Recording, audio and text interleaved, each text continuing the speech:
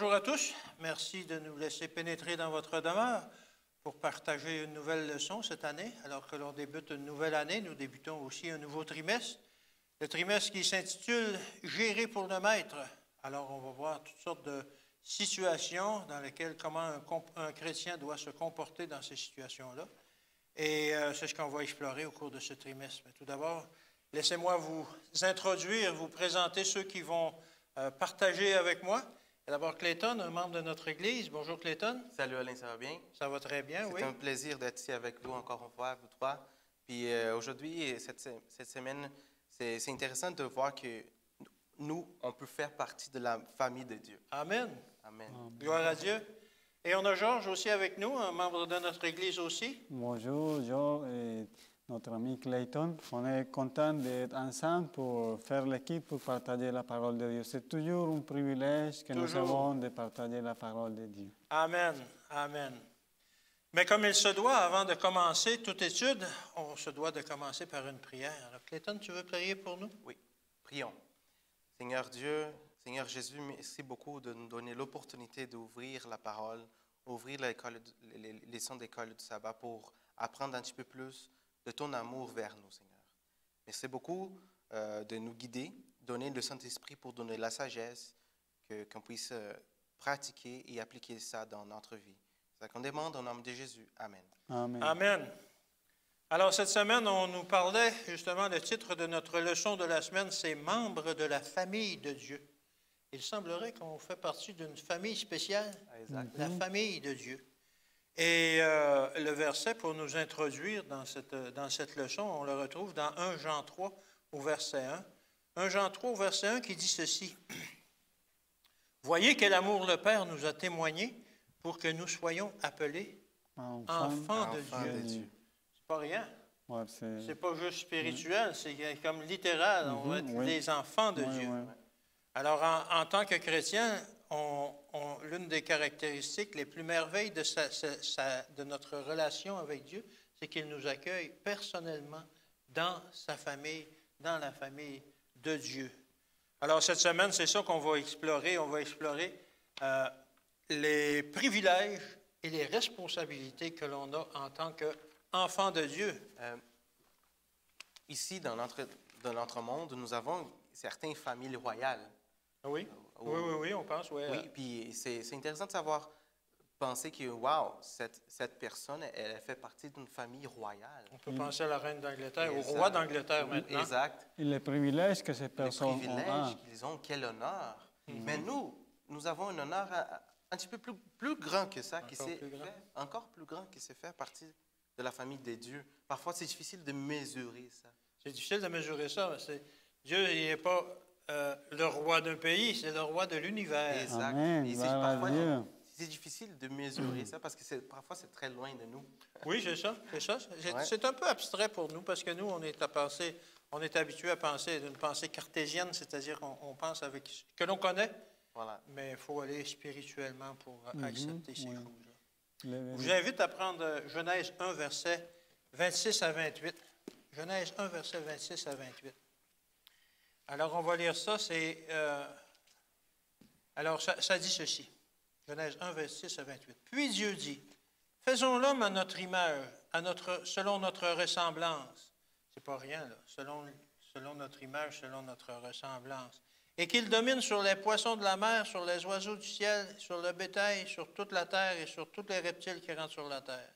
Dieu créa l'homme à son image, il le créa à l'image de Dieu, il créa l'homme et la femme. » Et le verset 28 qui nous intéresse particulièrement. Dieu les bénit et Dieu leur dit, soyez féconds, multipliez, remplissez la terre et l'assujettissez et dominez sur les poissons de la mer, sur les oiseaux du ciel et sur tout animal qui se meut sur la terre.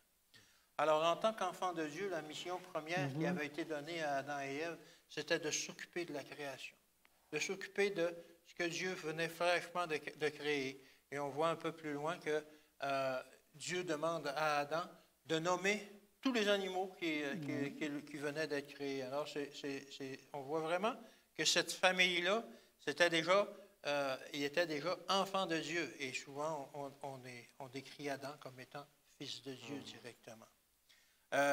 la page suivante, Genèse 2 au verset 15. Genèse 2 au verset 15. Alors l'Éternel Dieu prit l'homme et le plaça dans le jardin d'Éden pour le cultiver et le garder.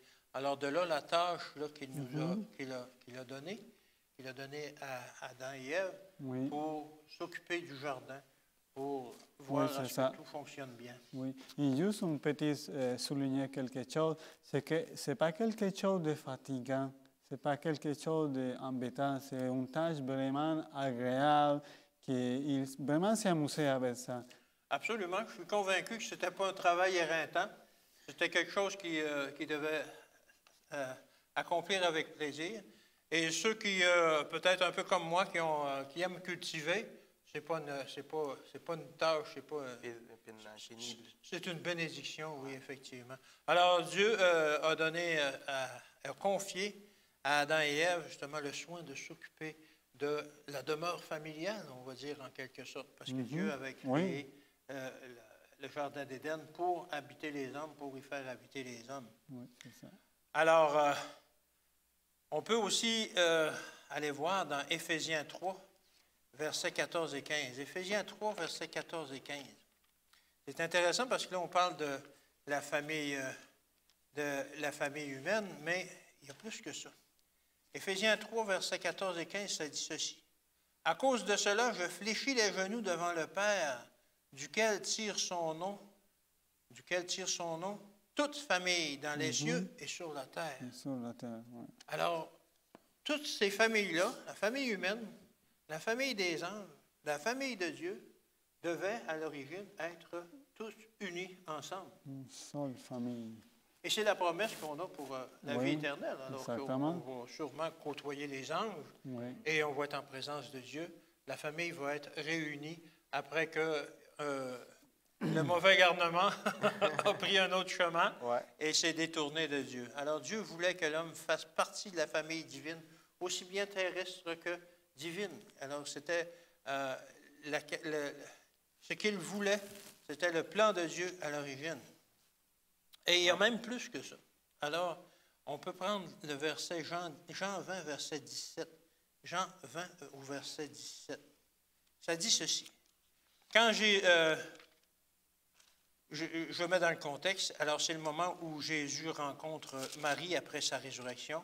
Alors elle veut l'embrasser, mais Jésus la retient un peu et lui dit, « Ne me touche pas, car je ne suis pas encore monté vers mon Père. » Il devait aller vers son Père et revenir. Mais c'est le message qu'il lui fait, qu'il lui dit de faire.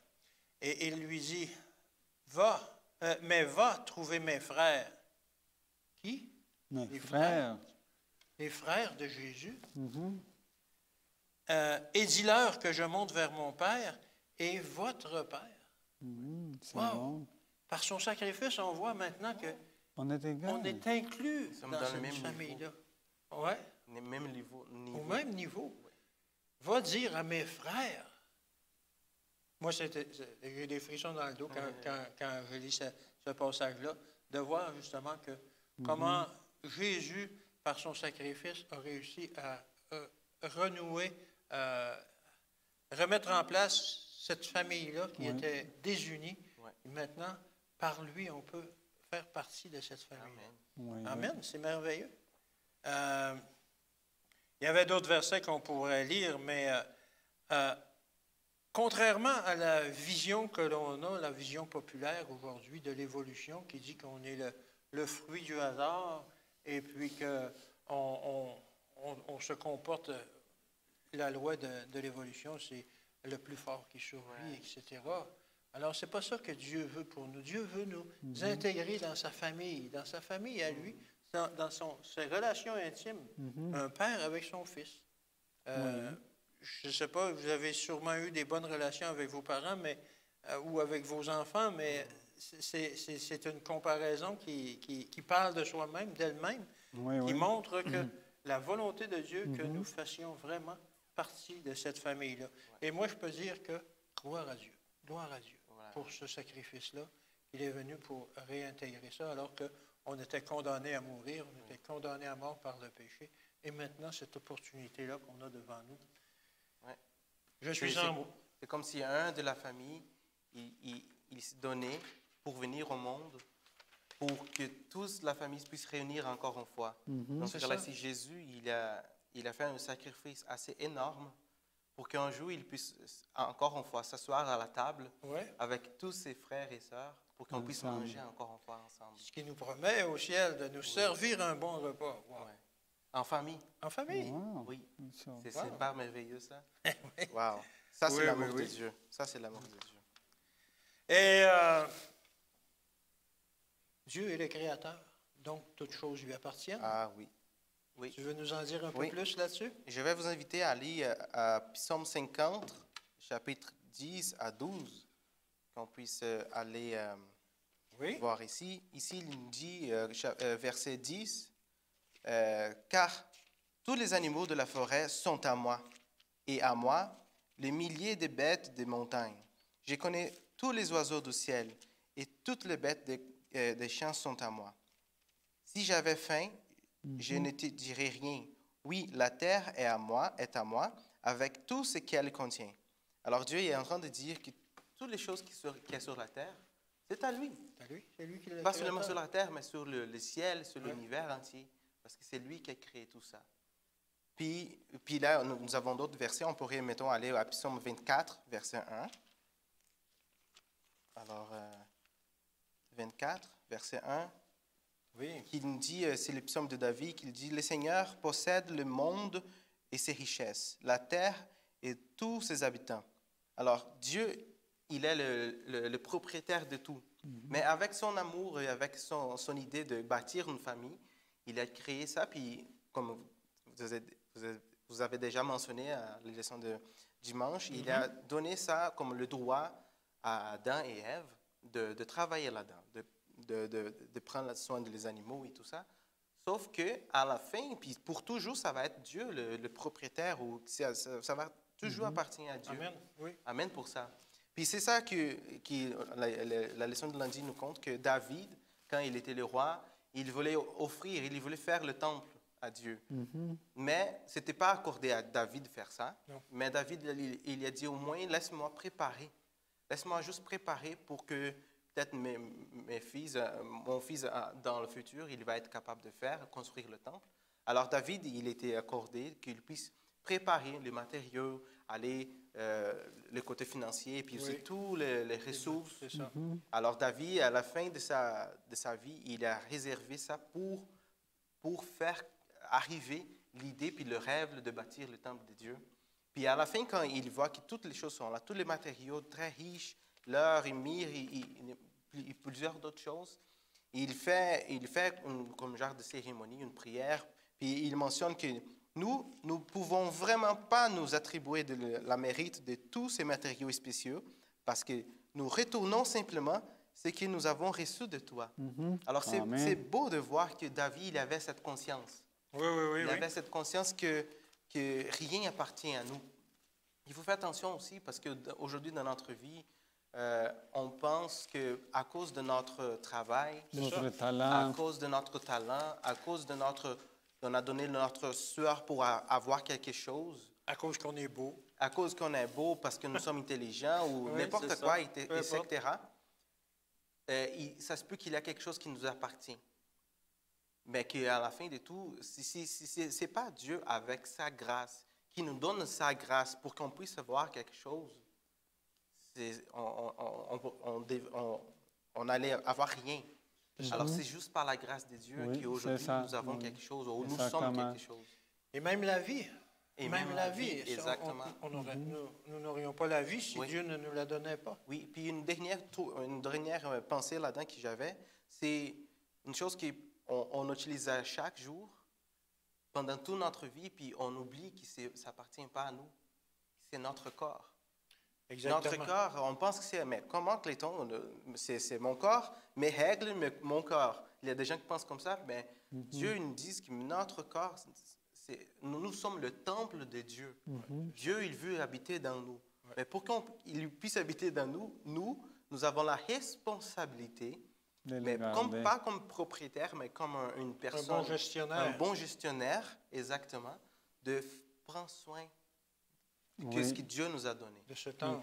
Oui, une bonne chose à souligner, c'est que des fois, les gens peuvent penser que quand on dit oh, je ne m'appartiens pas, tu appartiens à Dieu, ça va comme nous mépriser, nous mettre de côté, mais c'est au contraire, ça nous aide à comprendre la vraie valeur de la vie, à respecter les vraies valeurs des choses matérielles, mais la vie des autres aussi. Mais on peut recevoir aussi l'aide parce qu'on n'est pas seul, on a quelqu'un qui peut nous aider. C'est ça. C'est comme s'il nous a prêté pour certains moments, Oui. le corps, puis nous, Faut le nous avons la maintenir. responsabilité juste de bien gérer ça. Amen. C'est avec cette Effectivement. conscience que nous devons agir. Oui, c'est ça. Alors, effectivement, tout appartient à Dieu. Tout ce qu'il y a dans l'univers, tout ce qui est autour de nous, c'est à Dieu. Dans cette église où on est là, c'est l'église de Dieu. Amen. Elle n'appartient pas à personne, elle appartient à Dieu. Et il faut se rendre compte aussi, effectivement, que notre salaire, Dieu permet que l'on le gagne. Oui. Et c'est normal aussi qu'on en retourne parfois une partie Oui. en dîme et en offrande. Oui, c'est ça. Alors, effectivement, on parle de salaire et tout ça. Dieu nous donne des ressources. Oui, Des ressources Dieu nous donne des qui ressources. sont disponibles pour nous et pour la famille de Dieu. Así es, c'est comme ça, gloire à Dieu pour ça. Et on continue à parler dans le même sens que Dieu nous donne toutes les choses que nous avons besoin. Et ça c'est magnifique parce qu'en parlant des ressources, c'est Dieu qui nous donne le temps, c'est Dieu qui nous donne la vie et toutes les autres choses que nous avons besoin. Les talents, etc. Oui, exactement. Ça, c'est un point important parce que des fois, on entend dire non, parce qu'il y a les qualités et les talents pour occuper cette poste. Je pense que c'est moi qui mérite d'être nominé pour ça parce qu'il n'y a pas de personne. Arrête d'un petit peu. Il faut se souvenir que tout ce que nous avons, ça vient de la grâce de Dieu. Il y a quelques versets que on va prendre le temps de les lire. On va lire le Psaume 23, verset 11. Tu pourrais m'aider à lire ça, Alain? Et toi, Clayton, tu peux préparer le Psaume 37, 25. OK. Tu m'as dit le psaume 23, quel verset? 1. Verset 1. Oui. Alors, ça dit ceci. Ça va très bien avec le sujet. Oui. L'Éternel est mon berger. Amen. Gloire à Je Dieu. ne manquerai de Je ne rien. manquerai de rien. Il faut comprendre une chose. Des fois, les besoins pour chaque personne est différent. Parce qu'il y a quelqu'un qui peut manquer d'amour, mais l'autre peut manquer d'argent. Ou je ne sais pas quelle c'est la situation. Mais la promesse est ici, le Seigneur est mon berger, je vais manquer de rien. Ça veut dire que ni d'amour, ni d'argent, si c'est un talent que j'ai besoin d'améliorer ou que j'ai besoin de recevoir pour le mettre en service pour mon travail, pour me gagner la vie ou pour, le service de l'Église, le bon Dieu va me le donner. Et ça, c'est une promesse merveilleuse. Et c'est dans le sens que la leçon nous dit il y a des ressources disponibles pour nous. Et gloire à Dieu pour ça. On va lire aussi le Psaume 37, 25. Oui. C'est dit comme ça. J'ai été jeune et maintenant je suis vieux. Mais je n'ai jamais vu quelqu'un qui obéit à Dieu rester sans secours. Je n'ai jamais vu ses enfants mendier leur nourriture. Amen. Gloire à Dieu. Ça aussi, ça c'est la base de l'expérience de cet homme qui a écrit les psaumes. C'est de comprendre que quand on se rend au service de Dieu, et tous ceux qui se rendent au service de Dieu, Dieu va toujours pourvoir pour eux. Les besoins physiques, les besoins émotionnels, les besoins matériels, les besoins spirituels aussi. Gloire à Dieu pour ça, parce qu'on peut être témoin aussi dans notre entourage de l'Église. Dans notre vie, on peut témoigner de ça, oui. On exactement. peut témoigner de ça. Moi, pour ma part, je n'ai jamais gagné des gros salaires et j'ai élevé ma famille, mais je n'ai jamais manqué de rien. Quand on regarde par en arrière, quand on regarde derrière, j'ai toujours eu ce que j'avais besoin. Oui, pas ce que j'ai voulu, mais ce que j'avais besoin. Exactement. Voilà. On a besoin, ce n'est pas nécessairement ce qu'on pense qu'on a besoin. Parce que c'est ça que fait Dieu. Des fois, nous pensons, pourquoi Dieu me donne ce que je lui demande? Parce que des fois, ce que nous demandons, ce n'est pas en vérité ce qu'on a besoin. C'est pour ça que Dieu ne peut pas nous donner tout ce qu'on pense qu'on a besoin. Et ça, c'est la grâce de Dieu. Juste comme ça, souvent, quand on demande quelque chose, on dit, Seigneur, je voudrais avoir ça. Seigneur, je voudrais avoir ça. Mhm. Et finalement, on se rend compte qu'on ne l'a pas. Et Dieu ne nous le donne pas. Mais quelques années plus tard, on se rend compte qu'il nous a donné encore mieux. Oui. Encore plus qu'on Oui, demandait. c'est ça. Il nous a donné quelque chose qui correspondait vraiment à notre besoin, À nos au besoins. lieu de quelque chose qui aurait servi juste à flatter notre orgueil. Oui, c'est ça. Et ça, c'est tellement merveilleux qu'on comprend ça parce que dans notre atmosphère humaine, on a une vision très limitée. Mais quand on comprend qu'il y a une dimension spirituelle et que Dieu est au contrôle de ça, on commence à comprendre pourquoi il nous arrive des situations des fois même mauvaises, parce que ça nous aide à grandir personnellement. Ça nous prépare pour le futur, parce que des fois, on comprend et on dit, mais cette situation, j'ai aucun bénéfice de ça, ça me donne juste des problèmes, de Oui, la c'est vrai. fatigue.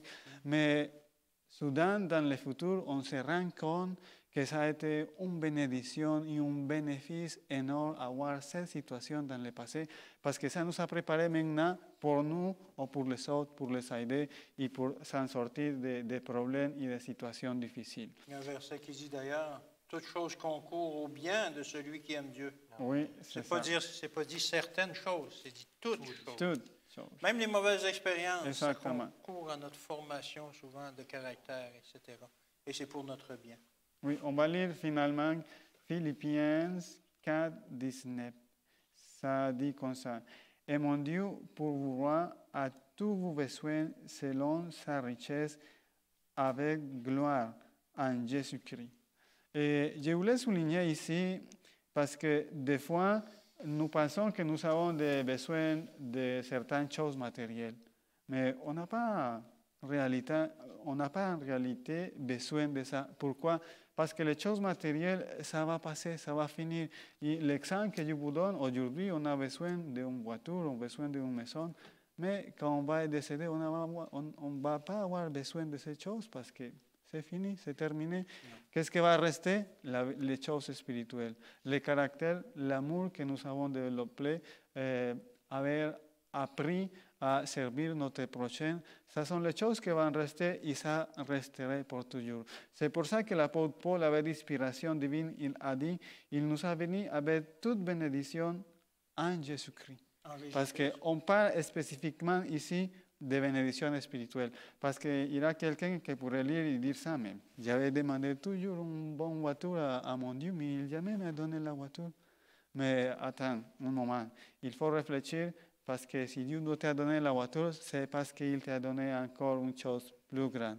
Et c'est la promesse en Jésus-Christ d'avoir une vie éternelle pour un jour, pas avoir une voiture, avoir des ailes pour voler dans l'univers entier. C'est ça, amen. Pas des roues, mais des ailes. Oui, exactement. Des ailes pour voler. Pas de problème avec la contamination ou de l'argent pour mettre l'essence. Et j'aime bien le verset que tu viens de nous lire dans Philippiens 4, verset 19. Et mon Dieu pourvoira à tous vos besoins selon sa richesse. Il n'a pas de limite? Il n'y a pas de limite, lui.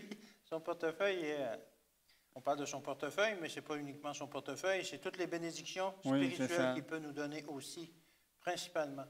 Et si vous consacrez votre vie à Dieu dans une œuvre qui sert Dieu, qui sert les gens, puis qui est consacrée à Dieu, au niveau de la richesse, il n'y en aura pas de limite non plus. Amen. Gloire Il y à en Dieu a plein pour ça. d'exemples de gens qui ont fait ça, qui ont aidé des gens durant des années et puis qui n'ont jamais manqué de rien, même s'il y avait, à la dernière minute, il n'y avait rien pour préparer le repas.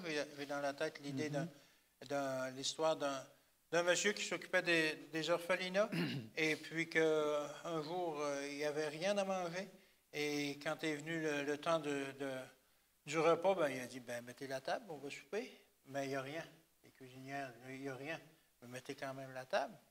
Et ils se sont assis à la table et ils ont béni. Et tout à coup, ça frappe à la porte et les victuailles arrivent par quelqu'un qui avait été poussé par Dieu. Alors, on voit que ce monsieur-là a exercé la foi jusqu'à la dernière minute. Oui, on se met à table puis on dit les grâces. On va manger. Il n'y a rien sur la table. Et ça l'arrive. Oui, alors, c'est la ça. richesse de Dieu, elle est disponible pour les gens qui veulent justement se mettre à son service et aider les autres. Juste un dernier point, c'est que Jésus n'avait pas laissé de richesse à ses apôtres. Non. Mais la promesse de Dieu pour lui, c'est le Saint-Esprit. Et aujourd'hui, on peut constater ils ont beaucoup de gens dans l'histoire des rois, des gens riches à l'époque des apôtres qui étaient des gens vraiment nommés. Mais aujourd'hui, on n'a pas connaissance de ça, mais on a par contre connaissance des apôtres. Et on continue à avoir l'inspiration des histoires des apôtres et on reçoit aussi le pouvoir du Saint-Esprit. Ça, c'est un exemple qu'on a tangible à nous-mêmes, à nous yeux, de savoir que les richesses spirituelles sont plus durables et sont plus puissantes que les choses matérielles. Mhm. Amen. C'est comme disait un apôtre, je pense que c'est Paul, c'est peut-être Pierre aussi, mais bon, je pense que c'est Pierre. Il disait, je n'ai ni argent ni or, Oui, c'est mais Pierre. ce que j'ai, je te le donne. Oui, C'était c'est ça. le salut qu'il lui présentait. Exactement. Alors, c'est ça qui est important. C'est Ouais. ça qui va nous rester à la fin, c'est notre caractère, le caractère qu'on va s'être formé sur cette terre. Est-ce qu'on est ouvert vers les autres? Est-ce qu'on est ouvert aussi à Dieu? Alors, c'est ça. Alors, on a des responsabilités Oui, en tant que membre de la famille de Dieu. voilà. Oui, puis c'est par rapport à la responsabilité qu'on pourrait penser par rapport à ça, mais je voulais juste donner un Oui, commentaire vas-y. par rapport à ce qu'on nous sommes en train de discuter, par rapport à les possessions, qu'est-ce que Dieu est prêt à faire pour nous, qu'est-ce qui appartient à Dieu, qu'est-ce qui appartient à nous. Une chose, c'est certain, c'est sûr que tout appartient à Dieu, ça c'est Oui. clair, la Bible Oui, nous oui. le dit, mais il y a une chose qui appartient à nous, qui c'est Dieu. Ah oui, oui. Notre Dieu, c'est mon Dieu. Alors, puis lui, il est très content de nous donner cette possession, cette droit d'avoir un Dieu. Puis lui, c'est ça qu'il veut aussi, qu'on puisse être, qu'on puisse faire partie de la famille. Il y a une chanson que je voulais juste partager avec vous, certaines paroles de cette chanson qui dit que parfois, mais Seigneur, j'ai demandé le chaleur. Puis en contraire, qu'est-ce que tu m'as donné? Tu m'as donné l'été. Tu m'as donné l'été, les chaleurs. Oui. J'ai demandé que je puisse parler. J'ai demandé la voix, puis tu me donnes une chanson. Oui. J'ai demandé une réponse, puis tu me donnes une solution.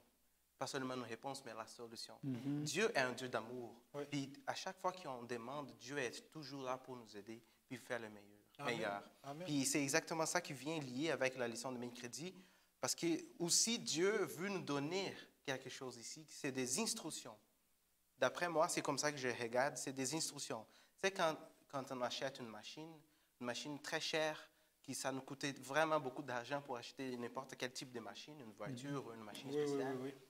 Je pense que nous trois, on va faire la même chose. Pour ne pas briser, puis pour maintenir cette machine le plus longtemps possible, on va aller sur le manuel d'instruction. Consulter le Le manuel. consultant du manuel d'instruction pour ne pas briser, pour prendre bien soin de la machine parce que ça nous coûtait cher.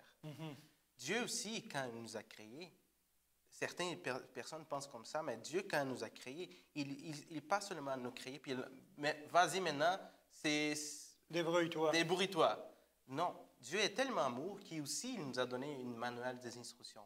Qui si nous, on veut, on peut suivre à la règle, puis ça va être toujours la bénédiction pour nous-mêmes.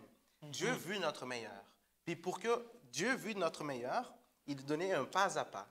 Clayton, si tu veux être avec moi, puis si tu veux vivre vraiment bien puis correctement, suivre ces 10 pas ici, 10 petites règles Oui. que tu vas être avec moi, tu ne vas pas pécher, tu vas vivre une vie d'amour, puis tu vas connaître mon amour.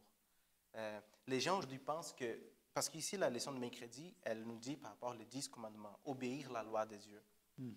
Mais les gens pensent qu'obéir la loi de Dieu, obéir seulement 10 principes, c'est comme être emprisonné. Oui, oui, oui, c'est ça. Ah, OK, mais moi, je ne peux pas faire ça, je ne peux pas boire ça, je ne peux pas manger ça, je ne peux pas. Puis les gens pensent que tu es emprisonné parce que tu essaies de suivre ce que la Bible dit. Mais en fait, ça, c'est ce que le monde veut qu'on pense, que Dieu veut de nous. Mais en fait, c'est vraiment au contraire. Dieu nous donne les 10 pas, les 10 commandements, si je pourrais dire comme ça, pour nous libérer. Exactement. Pour qu'on puisse être libre, au contraire des prisonniers. Puis les gens qui pensent qu'ils sont libres à cause qu'ils ne suivent pas les 10 commandements, Oui, ils sont sont prisonniers. eux qui sont prisonniers dans leur propre péché. Oui, exactement. Alors, moi, je vois que notre responsabilité comme le membre de la famille de Dieu, si on aime Dieu, puis c'est exactement ça qu'il nous dit dans le Deutéronome 6.5 ou sinon Matthieu 22, 37, il dit aimer ton Dieu de tout ton cœur. Et puis, c'est quoi une façon qu'on puisse aimer à Dieu de tout notre cœur? C'est de suivre le manuel d'instruction qu'il lui-même nous a donné. Oui. Alors, si on veut vivre une vie d'amour, puis si on veut connaître l'amour de Dieu, il y a une façon que c'est en gardant la loi de Dieu. Et l'introduction qu'il fait, je peux ajouter dans Exode 20, lorsqu'il présente ses paroles, ses 10 commandements, en Exode 20, verset 2, il dit « Je suis l'Éternel, ton Dieu, qui t'ai fait sortir du pays d'Égypte, de la maison de la servitude. » Alors, après ça, il nous donne les 10 commandements, mais c'est des paroles de délivrance qui nous montrent justement la grandeur de son amour, il veut pas qu'on soit soumis à toutes sortes de choses. Il ne veut pas qu'on soit soumis à la cigarette qui nous tue. Il ne veut pas qu'on soit soumis à l'alcool. Il ne veut pas qu'on soit soumis à notre mauvais caractère qui nous pourrit la vie, etc. Alors, il veut nous libérer. Et c'est encore actuel aujourd'hui. C'est encore actuel aujourd'hui. C'est ce qu'il veut pour nous libérer, pour qu'on puisse lui appartenir pleinement et qu'il puisse nous conduire jusqu'à des trésors dans le ciel. Amen. Amen. Y en parlant de trésors au ciel, ce verset toujours a attiré mon attention et m'a fait réfléchir beaucoup. Mais avant de le lire, je voulais juste partager une petite histoire. Il y avait un monsieur qui était voleur. Ça, c'était sa profession. Il était voleur et sa vie allait très bien. Mais un jour, on ne connaît pas les circonstances, mais il est allé à l'église. Et il a entendu ce verset, et on va le lire. On va le lire, OK. On va le lire et je vais finir l'histoire. S'il vous plaît, Alain. Matthieu 6, versets 19 et 21, c'est ça que tu veux Oui, qu'on lise? c'est ça. Matthieu 6, versets 19 à 21, ça dit ceci. « Ne vous amassez pas des trésors sur la terre, où la teigne et la rouille détruisent, et où les voleurs percent et dérobent. Mais amassez-vous des trésors dans le ciel, où la teigne et la rouille ne détruisent point, et où le voleur ne perce ni ne dérobe. Car là où est ton trésor, là aussi sera ton cœur. » Amen. Bien. La suite de l'histoire, c'est que ce monsieur, comme était voleur, il avait amassé pas mal de choses, mais il avait toujours peur que quelqu'un d'autre va venir le voler ce trésor. Mais ça l'inquiétait énormément. Mais il a sorti de l'église, ça l'a touché énormément. Une place où il n'y a pas de voleurs, il n'y a pas la teigne. Ça vaudrait la peine que mon trésor puisse être là-bas. Ça l'a tellement touché que le monsieur, il a changé, il a donné sa vie à Dieu. Quel bel exemple pour nous aussi. Amen. Les choses les plus riches que nous pouvons avoir dans la vie, on peut les amener au ciel. Quelles sont ces choses? Nos enfants, nos amis, la famille, notre frère, notre soeur de l'église. C'est ce qui compte vraiment. Oui, exactement. C'est ce qui peut rester pour l'éternité. Oui, c'est ça. Parce que ça, c'est la chose que peut être, la deux choses qu'on amènerait au ciel, ça serait des personnes et nos caractères. Le reste, il va disparaître. Et ça sont paroles de Jésus sont vraiment puissantes. Parce que par la suite, Jésus nous a dit, car là où est ton trésor, là est ton cœur. Ça, c'est une parole qui est grave. Oui, c'est ça. Oui, et ça, c'est une réflexion profonde et personnelle. C'est quelles sont les choses qui sont les plus chères. Quel est notre trésor? Oui, exactement. Parce que le trésor, c'est quelque chose que les gens, au fil de l'histoire de l'humanité, ils ont été prêts à donner sa vie pour son trésor. Oui. Parce que si tu perds ce trésor, tu penses que tu vas devenir rien. Mais la réflexion que Jésus nous fait à nous, c'est que nous pouvons apprendre à donner la valeur juste à chaque chose qu'on a dans la vie. Je pense que vous êtes d'accord avec moi. Absolument. Et l'invitation, c'est que nous pouvons comprendre que les choses spirituelles, ça sont les trésors. Des fois, les gens disent, ah, je ne vais pas aller en église parce que là-bas, ils demandent l'argent. L'église ne demande pas l'argent.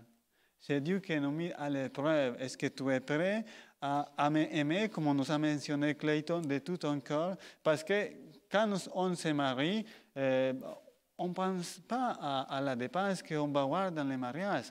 On va avoir beaucoup de travail, on va avoir beaucoup de dépenses, mais ce n'est pas qui passe pas dans la tête de les nouveaux mariés. Ça, c'est l'amour, il est autre chose, ce n'est pas grave, on va s'organiser avec ça.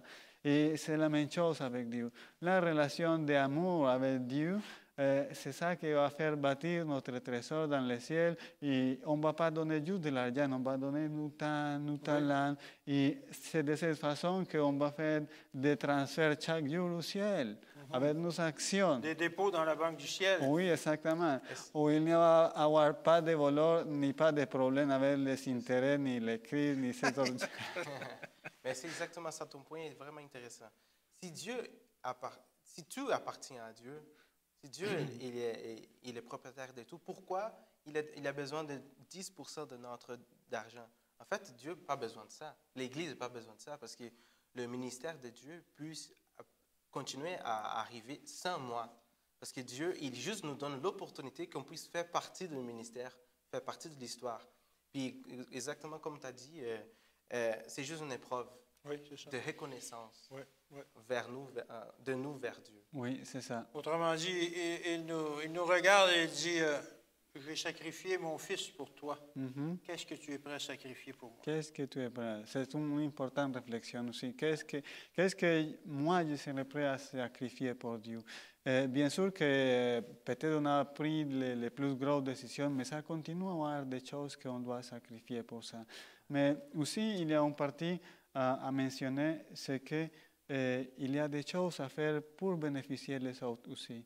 Et ça me vient à la tête la promesse que Dieu a faite à Abraham, parce que Dieu l'a dit à Abraham, dans ta famille, toutes les familles de la terre seront bénies. Oui. Peut-être on n'a pas une telle grosse promesse comme celle-là que Dieu a fait à Abraham, mais on a aussi des familles à venir dans notre entourage. Et ça, c'est toujours par rapport à nos décisions, par rapport à la façon que nous vivons. Parce que, je vais donner un exemple, si quelqu'un, pour la fenêtre, regarde que tu sors même avec tes enfants qui sont petits pour faire l'exercice, ça va toucher les gens. Ça va toucher d'autres, il va dire, regarde, si ces familles avec plus de difficultés, ils prennent plus de temps pour avoir plusieurs enfants, et un jour, tu vas les croiser et tu vas les partager. Non, on sent que ça nous fait du bien pour la santé. Juste de cette façon, tu vas venir de cette famille parce que tu donnes l'exemple. Et ça, c'est l'appel que Dieu nous fait. Quand nous nous consacrons à Dieu, ça, c'est la même chose que Dieu a dit. Je me sanctifie pour qu'il puisse sanctifier aussi. Et c'est un très, très bel appel que Dieu nous fait à chacun de nous, ici trois, mais aussi vous, chers auditeurs. Laissez guider par la grâce de Dieu pour devenir des bénédictions pour des autres familles, pour des autres personnes. Et rappelons-nous toujours, là où est notre trésor, là serait notre cœur. Faisons attention à ça, que Dieu peut nous venir et que nous pouvons prendre le courage de nous rappeler, comme on a parlé aujourd'hui, de savoir qu'on est la famille de Dieu. Dieu nous a créés, Dieu nous donne le temps, Dieu nous donne les talents, mais aussi Dieu nous va demander de rendre compte de tout ça. De rendre compte de la gestion de tout ce qu'on a eu. Ici au Québec, on a un dicton qui dit « Le coffre-fort ne suit pas le corbillard ». C'est-à-dire qu'on n'emmène pas nos trésors dans la tombe, qu'on ne les amène pas avec nous à la fin. Mais il y a des trésors qu'on apporte, par exemple, notre salaire,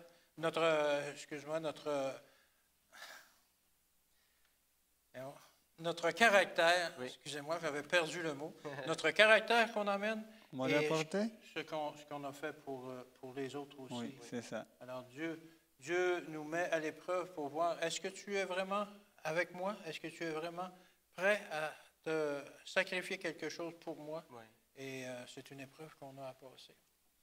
Alors, merci encore de nous avoir accueillis dans votre demeure. Merci de nous avoir permis d'enseigner cette leçon. Alors, on va terminer avec une prière. Tu veux prier pour nous, Georges? Oui, avec plaisir. Prions. Seigneur, notre Dieu, Père Céleste, comme on a appris aujourd'hui, encore une fois, c'est toi le Créateur, c'est toi qui nous as donné la vie, mais aussi c'est toi qui as donné ton Fils pour réconcilier la famille de la terre et la famille du ciel, pour que bientôt on puisse devenir de nouveau une seule famille.